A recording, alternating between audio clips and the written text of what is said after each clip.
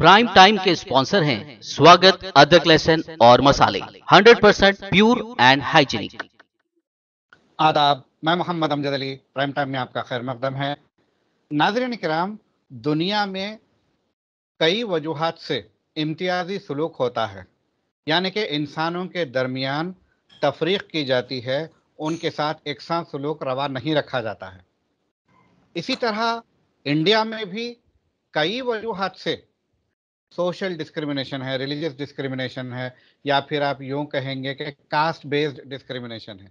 चाहे वो मज़हब की बुनियाद पे हो, चाहे वो सेक्स की बुनियाद पे हो, चाहे वो मुख्तलिफ तबकों की, मुख्तलिफ ज़ुमरों की बुनियाद पे हो, डिस्क्रिमिनेशन मौजूद है। अब मौजूदा सूरत हाल क्या है इस इम्तियाजी सलूक की? इस ताल्लुक से ऑक्सफैम नामी इदारा, उन्होंने एक रिपोर्ट तैयार की है, इंडिया डिस्क्रिमिनेशन रिपोर्ट 2022। इसमें क्या क्या दर्ज है मुसलमानों की, खवातीन की और पिछड़े हुए तबकात की क्या सूरत हाल है, इस ताल्लुक से हम गुफ्तगू करेंगे इस रिपोर्ट के खुद एडिटर साहब जनाब प्रोफेसर अमिताभ कुंडू साहब, जो कि बहुत बड़े डेवलपमेंट इकोनॉमिस्ट हैं और इसके अलावा कई इदारों के ये कंसल्टेंट हैं या एडवाइज़र हैं, और ये बहुत ही गहरी सोच रखते हैं। सारा एक जो तमाम तबकों का अहाता करना कोई अमिताभ कुंडू साहब से सीखे। अमिताभ कुंडू साहब, आपका बीबीएन चैनल पर खैर मकदम है। शुक्रिया, शुक्रिया मुझे इनवाइट करने के लिए। जी अमिताभ साहब, आपका भी बेहद शुक्रिया तशरीफ लाने का। तो मैं ये जानना चाहूँगा, ये जो डिस्क्रिमिनेशन होता है ये आखिर क्यों होता है? ख्वातीन और हज़रात, सलाम वालेकुम। मेरी उर्दू की दायरा इससे दो चार कदम आगे है, इसलिए मैं हिंदुस्तानी में अपने ख्यालात आपके सामने रखना चाहूँगा। तो सबसे पहले मैं बीबीएन चैनल का शुक्रिया अदा करना चाहूँगा, जिन्होंने इंडिया डिस्क्रिमिनेशन रिपोर्ट 2022 की अहमियत को समझी और उसके बारे में एक परिचर्चा करना मुमकिन हुआ। और मैं समझता हूँ कि ये जो दर्शक हैं बीबीएन चैनल के इस प्रोग्राम के, उनके भी शुक्रिया अदा करना चाहूँगा कि उन्होंने ये समझा कि ये एक अहम मुद्दा है जिस पर हमारी तवज्जो होनी बहुत ज़रूरी है। ऑक्सफैम इंडिया और ऑक्सफैम इंटरनेशनल दोनों जो है इनइक्वालिटी रिपोर्ट निकालती है रेगुलर बेसिस पे, हर साल ही निकलता है। लेकिन पिछले साल ऑक्सफैम इंडिया ने यह तय किया कि इंडिया इनइक्वालिटी रिपोर्ट के साथ साथ एक इंडिया डिस्क्रिमिनेशन रिपोर्ट भी निकाली जाए। हिंदुस्तान इम्तियाजी ताल्लुकात के जो व्यवहार है उसके बारे में भी कुछ इन्वेस्टिगेशन किया जाए। अक्सर हम लोग समझते हैं कि इनइक्वालिटी और डिस्क्रिमिनेशन एक ही चीज है, लेकिन निश्चित रूप से लेबर मार्केट में ये बिल्कुल मुख्तलिफ चीजें हैं। मैं आपको एक उदाहरण देकर बताऊं कि मान लीजिए दलित की आमदनी दिहाड़ी प्रतिदिन की आय जो है 100 रुपया है, और जो नॉन दलित हैं, और हमारे एनालिसिस में जब हमने नॉन दलित को कंसिडर किया है, हमने उसमें से मुस्लिम को भी निकाल दिया है। तो जब आप दलित और अपर कास्ट हिंदूज की कंपैरिजन करते हैं, हम देखते हैं कि नॉन दलित की आमदनी 300 रुपया है। मैं एक उदाहरण की तरफ से आपको बता रहा हूं। अब ये जो गैप है 200 रुपए का, आप ये नहीं कह सकते डिस्क्रिमिनेशन है, क्योंकि लेबर मार्केट आपको जो आमदनी देती है वो उसके आधार पर देती है कि आपकी काबिलियत क्या है, आपके एक्सपीरियंसेस क्या है, आपके लेवल ऑफ एजुकेशन क्या है। अगर हम देखें कि level of education, capabilities, experience Dalit वर्ग में अगर कुछ कम है, हम देखेंगे कितना जो है ये जो गैप है 200 रुपए का, वो कितना जो है उनकी कैपेबिलिटीज की कमी होने की वजह से, एक्सपीरियंस की कमी होने की वजह से, शिक्षा के स्तर में कमी होने की वजह से हमने देखा कि 50 रुपया जो है उनकी कैपेबिलिटीज के जो डिफरेंस है उसकी वजह से है। तो 200 रुपए का जो गैप है उसमें से 50 रुपया हो गया कैपेबिलिटीज पर, जो बाकी जो बचा 150 रुपया वो है डिस्क्रिमिनेशन। उनकी सोशल आइडेंटिटीज हैं, उसके आधार पर लेबर मार्केट, उसके आधार पर जो एम्प्लॉयर है वो भेदभाव रखता है, और उसकी वजह से है, हम कहेंगे 75% जो है वो डिस्क्रिमिनेशन है, और 25% जो है वो कैपेबिलिटीज या एंडाउमेंट्स की वजह से है। तो हमने एक ऐसा एक स्टैंडर्ड मैथमेटिकल मॉडल है जो अंतरराष्ट्रीय स्तर पर इंडिया में भी वो लगाई गई है, जिसमें हमने कोशिश की कि जब हम इस पॉलिसी रिपोर्ट को बना रहे हैं एडवोकेसी के लिए, सिविल सोसाइटी के सामने रखेंगे, केंद्रीय और राज्य सरकार के सामने रखेंगे, हमने ये कोशिश की कि कंट्रोवर्सी ज्यादा ना हो। इसलिए हमने एक स्टैंडर्ड जो मॉडल है, जो ग्लोबली विश्व में हर देशों में लगाया जाता है, जो इंडिया में भी इसको लगाया गया है, उसको हमने प्रॉपर मॉडिफिकेशन करके हमने इसको इस्तेमाल किया। और हमने क्या किया, जो आंकड़े जो हैं वो हमने फील्ड में जाके इकट्ठे नहीं किए, क्योंकि उसमें क्या होता है, आपने क्या क्वेश्चनर बनाया, आपके क्या पर्सपेक्टिव थे, कब आपने कैनवास किया, ये उसमें सब्जेक्टिविटी आ सकती है। लोग कहते हैं कि आपने कोरोना, उसमें अपना बायस आया है। हम चाहते थे कि बायस को मिनिमम रखा जाए, कंट्रोवर्सी को मिनिमम रखा जाए, इसलिए हमने सारे सरकारी आंकड़ों का इस्तेमाल किया।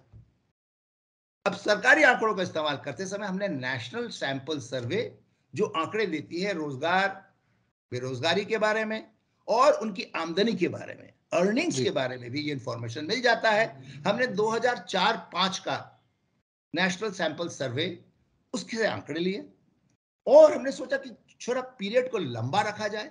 हमने किसी एक सरकार जो जिसका सरकार, जो पॉलिटिकल पार्टी जो है वो सरकार में रही है, उसके आधार पर हमने ये नहीं करने की कोशिश की। हमने एक लंबा वक्त लिया, 2004-5 से 2020 तक। उसमें अलग अलग पार्टीज के गवर्नेंस हमें देखने को मिला है। तो हमने 2018-19 और 19-20 के जो आंकड़े हैं, जो पब्लिश्ड आंकड़े हैं, जो सरकारी आंकड़े हैं, उसका नाम है पीरियोडिक लेबर फोर्स सर्वे। ये 2 साल हमने इंक्लूड किया। हमने 2020 को इसलिए भी हमने शामिल किया क्योंकि 2020 में आपको याद होगा कोरोना शुरू हुआ था, और कोरोना का कारण जो लॉकडाउन हुआ था वो मार्च के एंड में 22 मार्च को हुआ था। तो हमने क्या किया, 2020 के जब आंकड़े लिए, 2 तिमाही लिए। एक तिमाही जनवरी से मार्च तक कोरोना के आगे, और दूसरा अप्रैल में जून। हमें यह पता चले कि रोजगार पर जो प्रभाव पड़ा, जो इम्पैक्ट हुआ, वो अलग अलग संप्रदायों में किस प्रकार से अलग अलग हुआ। मुस्लिम्स नॉन मुस्लिम के बीच, schedule caste schedule tribe and non schedule caste schedule tribe के बीच, और पुरुष और स्त्री के बीच। हमने ट्रांसजेंडर को इंक्लूड नहीं कर पाए, उनको शामिल नहीं कर पाए क्योंकि आंकड़े बहुत कम थे। हमने तो सरकारी आंकड़ों का ही इस्तेमाल किया है। और हमने क्या किया, रोजगार के 3 कैटेगरीज लिए।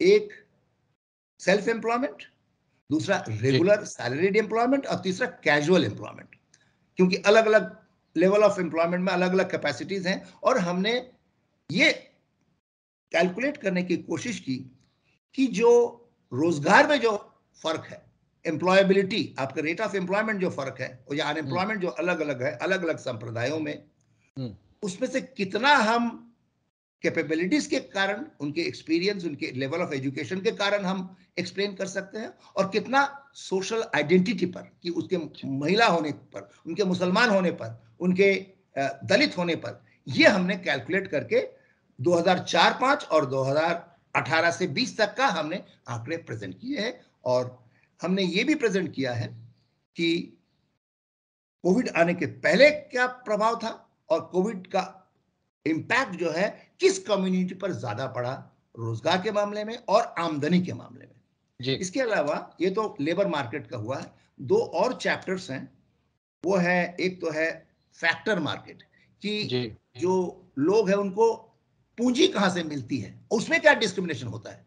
एक्सेस टू क्रेडिट, आपको जो सरकारी कोऑपरेटिव बैंक से या कमर्शियल बैंक से जो लोन मिलता है, क्या एग्रीकल्चर में लोन देने में कोई भेदभाव है, कोई डिस्क्रिमिनेशन है, कोई इम्तियाजी सलूक होता है। इसको भी हमने कैलकुलेट किया है कि फैक्टर मार्केट में एक्सेस टू क्रेडिट में अलग अलग शेड्यूल कास्ट शेड्यूल ट्राइब और non schedule caste schedule tribe, उसमें क्या अंतर है। तीसरा हमने लिया है एंडाउमेंट मार्केट, कि आपकी जो कैपेबिलिटीज हैं, एजुकेशन और हेल्थ, इसको एक्वायर करने की जो हमारे यहाँ पर मैनेजमेंट सिस्टम है, उसमें क्या कोई डिस्क्रिमिनेशन है। हमने एक्सेस टू हॉस्पिटल फैसिलिटीज, उसमें हमने देखने की कोशिश की क्या उसमें कोई भेदभाव है। और मैं आपको एक और चीज बताता हूं आपके पहले सवाल के जवाब में, कि एक एडवाइजरी कमेटी बनाई गई थी इसको ओवरव्यू करने के लिए, जिसमें मेरे अलावा डॉक्टर अमिताभ बहल जो सीईओ है, सदर है ऑक्सफैम इंडिया के, उसके अलावा प्रोफेसर मादेश्वरन जो प्रोफेसर है बेंगलोर में, और डॉक्टर खालिद जो इंस्टीट्यूट फॉर दलित स्टडीज में रीडर है, एंड डॉक्टर वर्गीस, और भी दो एक लोग और थे जो डॉक्टर वर्गीस जवाहरलाल नेहरू यूनिवर्सिटी में है। ये हमारी एडवाइजरी कमेटी थी। उसके गाइडेंस में मुझे ये जिम्मेदारी दी गई कि मैं सारे ऑथर्स को आइडेंटिफाई करूं और एडिट करके रिपोर्ट को हम ऑक्सफैम के सामने प्रस्तुत करूं। ये मैंने किया, और ऑक्सफैम इंडिया ने इसको 1.5 महीने हो गए इसको रिलीज किया हुआ है। माशाल्लाह, आपने इतने प्यारे अंदाज में बताया है। और जो फैक्टर्स आपने लिए हैं, सबसे पहले तो आप जो ड्यूरेशन लिए हैं स्टडी का, उसमें मुख्तलिफ गवर्नमेंट्स कवर हो गए। बिल्कुल सही है, तो बिल्कुल सही। पॉलिटिकली कोई चैलेंज नहीं कर सकता। बिल्कुल। फिर आपने जो है इतना लंबा अरसा लिया, तो उसमें जो है सैंपल भी बढ़ जाता है, तो रिपोर्ट की क्रेडिबिलिटी और ज्यादा बढ़ जाती है। फिर आपने जो एडवाइजरी कमेटी बनाई है, जिसमें तमाम मज़ाहिब के लोग हैं, और फिर आप जैसे काबिल लोग, आप जैसे काबिल शख्सियत उनको गाइड कर रहे हैं, आपके सुपरविजन में ये रिपोर्ट बनी है। और फिर फैक्टर्स भी आपने मुख्तलिफ लिए हैं। एक तो एम्प्लॉयमेंट है, दूसरे जो है एजुकेशन एंड हेल्थ है, और तीसरे जो है एक्सेस टू क्रेडिट है, लोन है। तो ये रिपोर्ट को मैं तो अपने इनफरादी तौर पर बहुत अप्रिशिएटिंग निगाह से देखूंगा।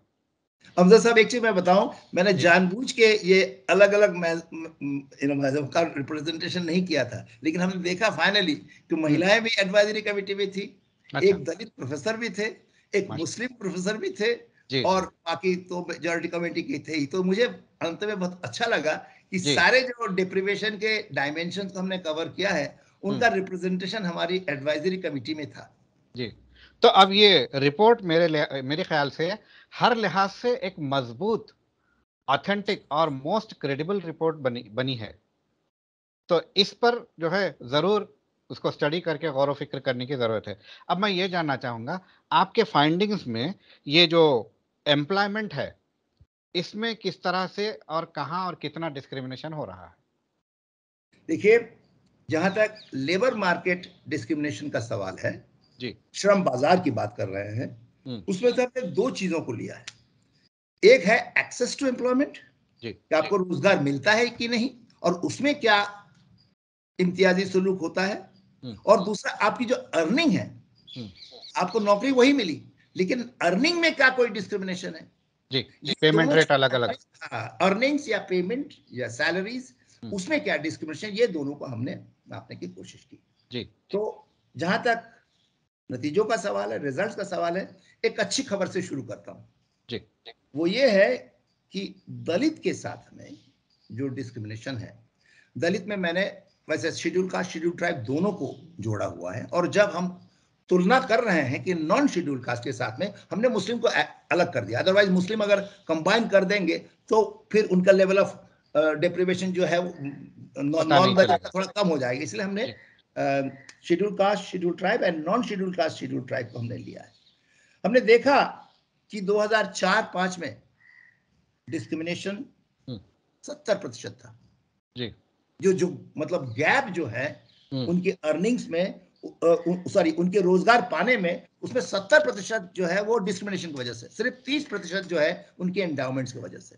लेकिन अगर आप 2018-19-20 को देखें तो ये घट के 38% हो गया। ये अच्छी खबर है कि दलित के साथ में जो डिस्क्रिमिनेशन है रोजगार को पाने में, उसमें कमी आई है। अच्छा। जहां तक मुस्लिम्स का सवाल है, यहां मैं अर्बन रूरल को मैं कंबाइन कर रहा हूं, लेकिन अगर आप रूरल अर्बन को अलग अलग देखें तो ये जो इम्तियाजी सलूक आपको अलग अलग लगेगा, भेदभाव जो अलग अलग लगेगा। लेकिन अगर कंबाइन करते हैं, हम देखते हैं कि मुस्लिम के खिलाफ रोजगार पाने में डिस्क्रिमिनेशन जो है 32% है, और ये घट के 15% हुआ है 2018 से 20 में। जहां तक महिलाओं का सवाल है, डिस्क्रिमिनेशन 95% है जी। क्योंकि हम ये देखते हैं कि महिलाओं के साथ में डिस्क्रिमिनेशन, मैं इसको थोड़ा सा एक बार एलाबोरेट कर दूं कि लोगों ने यही पूछा और अलग अलग चैनल में जब डिस्कशन हुआ फोकस इसी पर रहा। और मुझे खुशी है कि आप चाहते हैं कि मैं थोड़ी सी जो रिलीजन बेस्ड डिस्क्रिमिनेशन उस पर थोड़ा ज्यादा तवज्जो दूं। लेकिन महिलाओं के साथ में इसलिए डिस्क्रिमिनेशन होता है, पहली बात तो यह है कि एम्प्लॉयर के माइंडसेट, वो समझते हैं कि महिलाएं उतनी काम नहीं कर पाएंगी, उनकी काबिलियत पर मुझे लगता है गलत ढंग से सवाल खड़े किए जाते हैं। लेकिन बहुत सारे एम्प्लॉयर ऐसे हैं जो जेन्युइनली कोई ऐसा माइंड में भेदभाव नहीं करते, डिस्क्रिमिनेशन नहीं करते, लेकिन वो खुद कहते हैं कि भाई हमारे काम के लिए लेट आवर्स जागना पड़ेगा, अलग अलग स्लम एरिया में जाना पड़ेगा, ट्रैवलिंग करनी पड़ेगी बसों में, ये महिलाओं के लिए मेरे रोज एम्प्लॉय जो है वो रिस्क में चले जाएंगे, इसलिए मैं नहीं रखता। तीसरी बात यह है, महिलाएं इसलिए नहीं जाती क्योंकि परिवार में कहते हैं कि नहीं नहीं, घर में तो जिम्मेदारी है, आपके बच्चे छोटे हैं, बूढ़े माँ बाप हैं, उसकी जिम्मेदारी भी महिलाओं पर आती है, पुरुष पर नहीं आती, उसकी वजह से भी वो लेबर मार्केट में नहीं जाते। चौथी बात, कुछ महिलाएं कहती हैं हमारे कास्ट में किसी ने नहीं किया, दादा परदादा कहते हैं बहू हमारे खानदान में कोई जाता नहीं है। जब डिस्क्रिमिनेशन हमने कैलकुलेट किया है, हमने महिलाओं के खिलाफ जो डिस्क्रिमिनेशन है उसमें ये चारों चीजें शामिल है।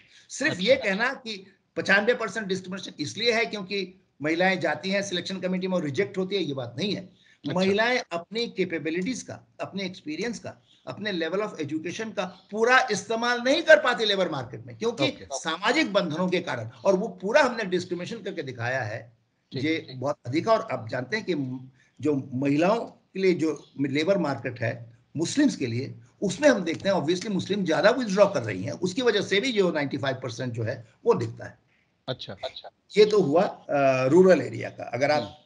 अगर मैं आगे बताऊं कि अर्निंग में क्या है, अर्निंग में ये तो मैंने एक्सेस टू एम्प्लॉयमेंट के बारे में बताया कि रोजगार मिलता है कि नहीं।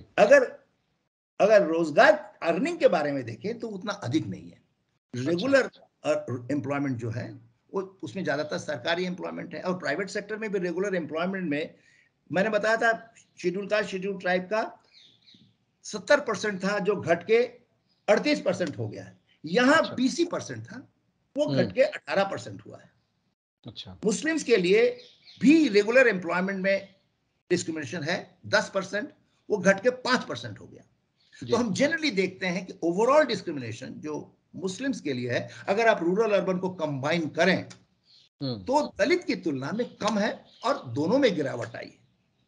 लेकिन अगर आप गांव और शहर को अलग अलग ढंग से देखें तब आप देखेंगे पिक्चर बिल्कुल अलग हो जाएगी। अच्छा, अगर आप इजाजत दें तो मैं जरा रूरल अर्बन को भी मैं आपके सामने प्रेजेंट करूं। श्योर।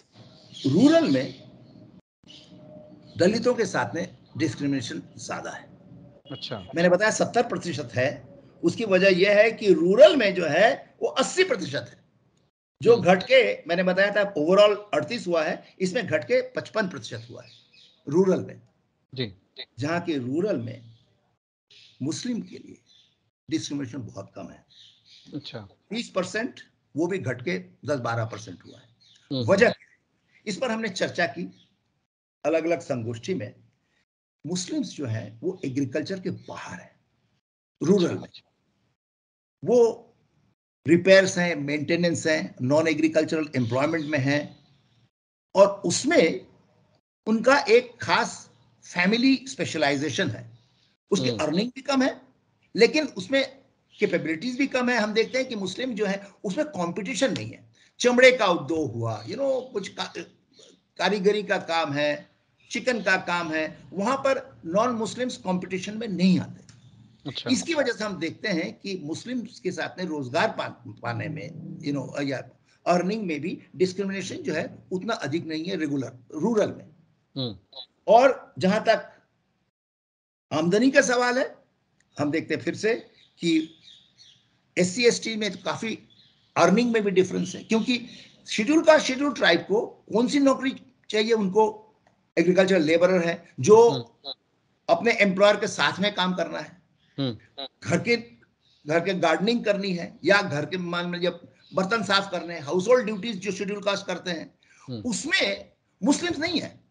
उनमें शेड्यूल कास्ट शेड्यूल ट्राइब को नॉन शेड्यूल कास्ट से प्रतिस्पर्धा करनी पड़ती है, कंपटीशन करना पड़ता है। मुस्लिम जो है ऐसे एरिया में है जहां पर नॉन मुस्लिम बहुत कम है, इसकी वजह से जो है लेबर मार्केट में रूरल एरिया में डिस्क्रिमिनेशन नहीं है। ओके, आप शहर में आइए, शहर में आप देखेंगे कि रेगुलर एम्प्लॉयमेंट में शेड्यूल कास्ट शेड्यूल ट्राइब का डिस्क्रिमिनेशन 10% है।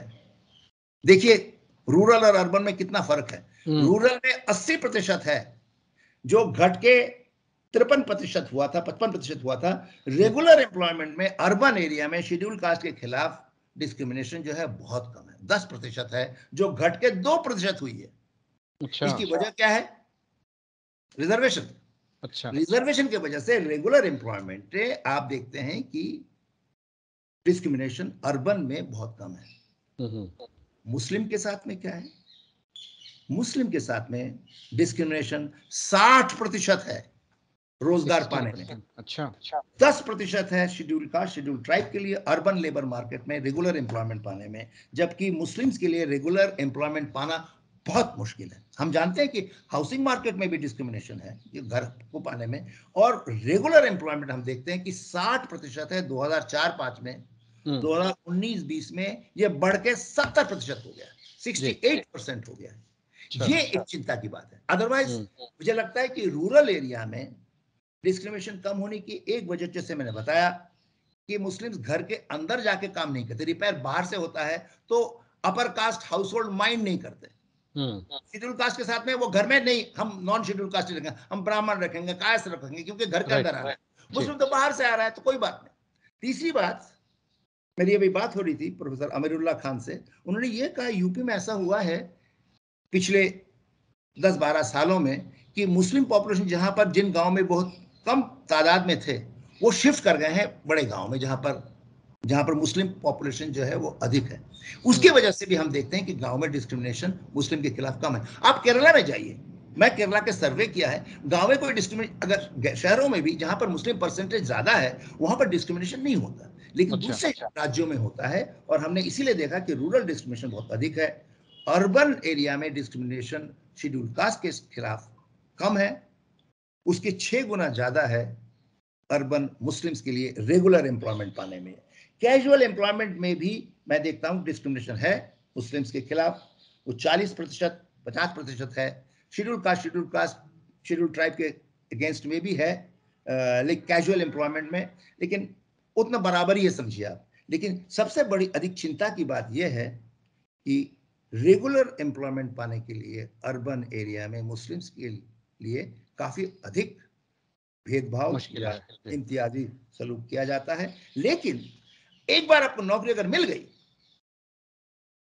तब आप जब कारपेंटर को पेमेंट करते हैं, उसको किसी एजेंसी ने भेजा है, आप ये नहीं पूछते कि भाई मुसलमान है तो कम दूंगा, क्यों, वो तो रेगुलर फिक्स्ड है।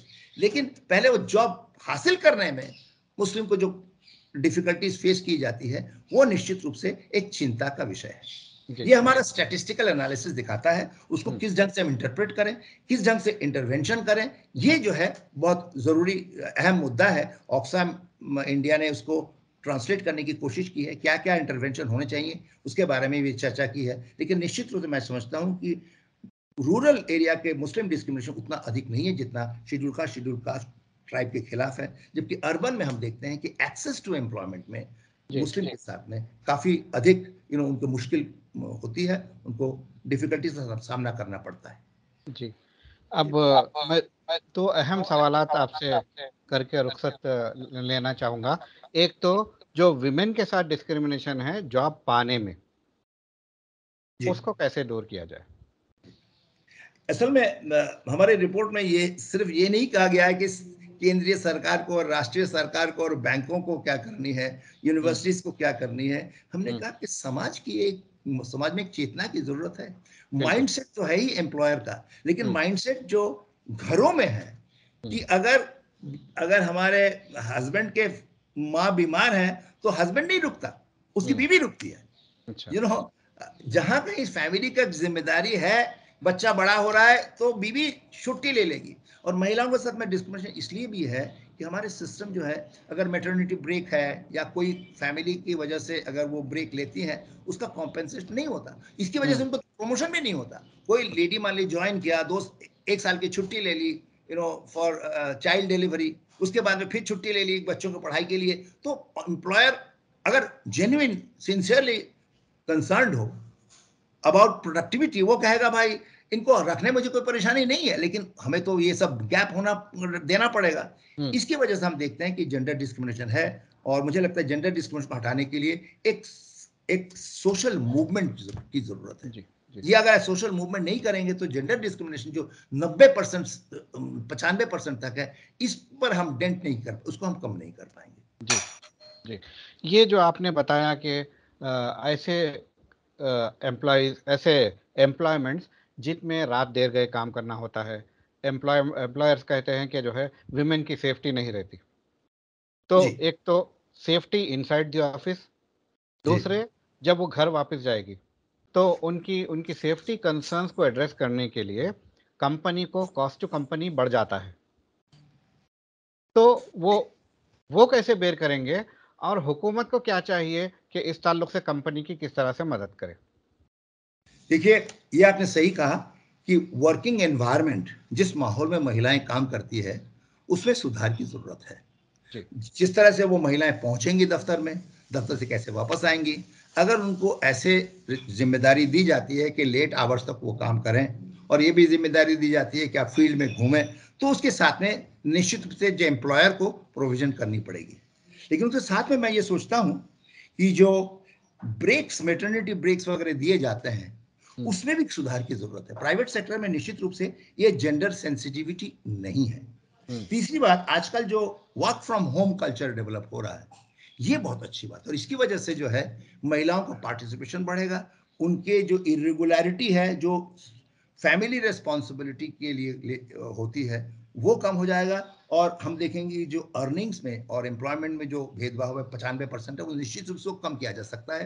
तो जिम्मेदारी सरकार पर है कि प्राइवेट सेक्टर को वो ठीक से कंट्रोल में रखे, और जो ज़रूरतें हैं महिलाओं की, उनके पारिवारिक जिम्मेदारियों की वजह से, उसको एड्रेस करते हुए working environment and working conditions को बनाएं, और साथ साथ जो है work from home culture at least हफ्ते में 2-3 दिन अगर करें, तो निश्चित रूप से ये भी एक जेंडर डिस्क्रिमिनेशन को एड्रेस करने में कामयाब हो सकता है।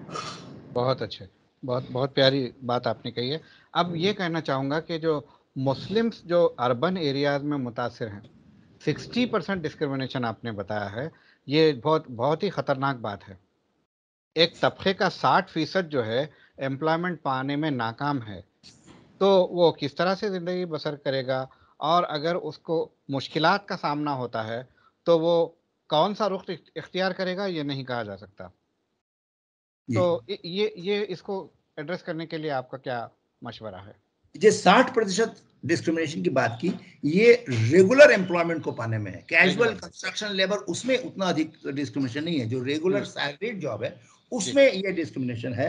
मुझे लगता है कि एजेंसीज के थ्रू जब एम्प्लॉयमेंट किया जाता है, तो उसमें थोड़ा प्रेजुडिस कम होने की चांसेस हैं। जो इंडिविजुअल एम्प्लॉयर जो होता है, जो एक दुकानदार है, वो अपने जब रखना चाहता है किसी को डिलीवरी के लिए, तो उसमें रिलीजन बेस्ड, हमने रिलीजियस प्रेजुडिस हमने नहीं निकाला इस रिपोर्ट में, हमने religion based prejudice in the labour market निकाला है। हमने उसमें देखा है कि इंडिविजुअल एम्प्लॉयमेंट जब करता है 1% 2%, उसमें डिस्क्रिमिनेशन ज्यादा है। जब एजेंसीज के थ्रू होता है, उसमें कम होता है। एक और चीज मुझे अच्छा लगा कि हमने इतना रोजगार पाने में तो डिस्क्रिमिनेशन देखा मुस्लिम के लिए, लेकिन रोजगार में नहीं है, उनकी सैलरी में डिस्क्रिमिनेशन नहीं है। क्योंकि एक बार जब रोजगार मिल जाता है, तब थोड़ा डिस्क्रिमिनेशन तो है फिर भी, लेकिन उतना अधिक नहीं है। और ये तो शेड्यूल कास्ट, शेड्यूल ट्राइब के लिए भी है। रेगुलर एम्प्लॉयमेंट पाने के बाद में भी हम देखते हैं कि सारे रेगुलर एम्प्लॉयमेंट जो शेड्यूल कास्ट, शेड्यूल ट्राइब को मिला, वो सरकारी तो नहीं है, वो तो रिजर्वेशन की वजह से नहीं है,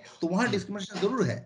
और उसको एड्रेस करने के लिए मुझे लगता है एक अगेन सोशल मोबिलाइजेशन जरूरी है। मैं समझता था कि व्हाट्सएप इंडस्ट्री जो है, जिसमें थोड़ी सी कम्युनल बातें, थोड़ी क्या काफी ज्यादा कम्युनल बातें की जाती है, और उसके वजह से मुझे ऐसा लग रहा था कि कोविड का जो इम्पैक्ट है शायद उतना ना हो, क्योंकि लोग व्हाट्सएप को सीरियसली नहीं लेते, लेकिन हमने देखा उसका असर होता है। कोविड के पीरियड में हमने देखा कि शेड्यूल ट्राइब का अनएम्प्लॉयमेंट रेट 50% हो गया था कोविड के पहले 3 महीने में, और मुस्लिम का भी अनएम्प्लॉयमेंट रेट 50% ही था, जबकि non Muslim non schedule cast की अनएम्प्लॉयमेंट रेट 30% थी। मतलब कोविड का इंपैक्ट अर्बन एरिया में मुस्लिम्स एंड शेड्यूल कास्ट पर बराबर बहुत हार्ड हिटिंग हुई है, लेकिन non schedule cast non schedule tribe और मुस्लिम के लिए अनएम्प्लॉयमेंट रेट 30% थी कंपेयर टू 50% जो मुस्लिम्स और SC/ST के लिए था। जबकि रूरल एरिया में अगर आप देखें, और जो मैंने कहा कि रूरल एरिया में डिस्क्रिमिनेशन नहीं है मुस्लिम्स के साथ में, लेकिन कोविड के पीरियड में आप देखते हैं कि मुस्लिम्स का अनएम्प्लॉयमेंट रूरल एरिया में बहुत अधिक बढ़ गया था, शेड्यूल ट्राइब से भी ज्यादा। वजह ये है कि शेड्यूल ट्राइब एग्रीकल्चर में थे, और एग्रीकल्चर कोविड के पहले 3 महीने में उस पर असर नहीं पड़ा था। It's non agricultural employment. Lockdown जो हुआ 22 मार्च को, उसका असर जो है नॉन एग्रीकल्चर पर पड़ा, और रूरल एरिया में मुस्लिम्स लार्जली नॉन एग्रीकल्चर में है। इसलिए हम देखते हैं कि रूरल एरिया में, मैं नहीं समझता सारा माइंडसेट और प्रेजुडिस की वजह से ये है, नॉन एग्रीकल्चर चूंकि ज्यादा बुरी तरह मार खाया था कोविड के पहले 3 महीनों में, इसलिए मुस्लिम अनएम्प्लॉयमेंट रेट बहुत आसमान पे चढ़ गया था compare to schedule caste. Also schedule caste का भी अनएम्प्लॉयमेंट रेट बहुत बड़ा था रूरल में compare to non schedule caste, लेकिन मुस्लिम अनएम्प्लॉयमेंट रेट सबसे अधिक था कोविड के पहले 3 महीनों में। वो बेसिकली जैसे मैंने बताया कि एग्रीकल्चर के बाहर काम करने की वजह से जो है उनका रोजगार का दर जो है वो कम हुआ था, बेरोजगारी बहुत बढ़ गई थी। राइट। प्रोफेसर साहब, आपका बेहद शुक्रिया हमसे बात करने का। शुक्रिया। हालांकि गुफ्तगू तकमील नहीं पाई, बहुत सारी चीज़ें अभी बात करना है, मगर चूंकि वक्त इजाज़त नहीं देता, इसीलिए मैं गुफ्तगू को ख़त्म कर रहा हूँ। इंशाल्लाह मैं आपको फिर रहमत दूंगा, इस ताल्लुक़ से मज़ीद बात करेंगे हम। शुक्रिया जनाब, शुक्रिया BBN चैनल का इस मुद्दे पर हम सबका तवज्जो दिलाने के लिए और ये प्रोग्राम ऑर्गेनाइज करने के लिए बहुत बहुत शुक्रिया। बेहद शुक्रिया।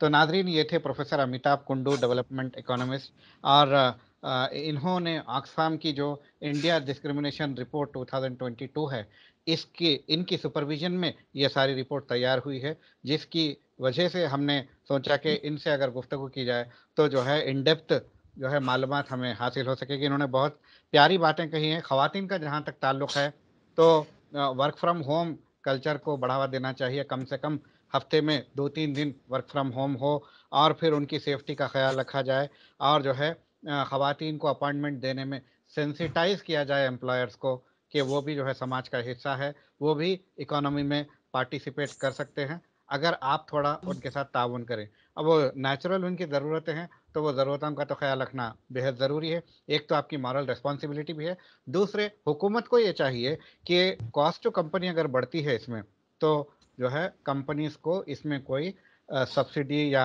कोई मराहत दे। और फिर जहाँ तक के मुस्लिम अनएम्प्लॉयमेंट या फिर जो एम्प्लॉयमेंट हासिल करने में जो चैलेंजेस हुए हैं मुसलमानों को, ख़ास तौर पर कोविड के बाद हुए हैं, वजह ये थी कि वो बाहर जाकर काम करने के सेक्टर में ज़्यादा मौजूद हैं, एग्रीकल्चर जैसे सेक्टर में मौजूद नहीं है, जिसको इफ़ेक्ट कम पड़ा था। तो ये दूसरे एक्सटर्नल फैक्टर्स भी हैं, फिर ह्यूमन इन्वॉल्वमेंट भी है। तो अब ये देखा जाए कि एम्प्लॉयर्स को चाहिए कि वो मजहब की बुनियाद पर ना दें, बल्कि काबिलियत की बुनियाद पर जॉब दें। बहरहाल मज़ीद इस ताल्लुक़ से हम फिर कभी गुफ्तगू करेंगे। तब तक के लिए आपके मेज़बान मोहम्मद अमजद अली को इजाज़त दीजिए। शब बख़ैर।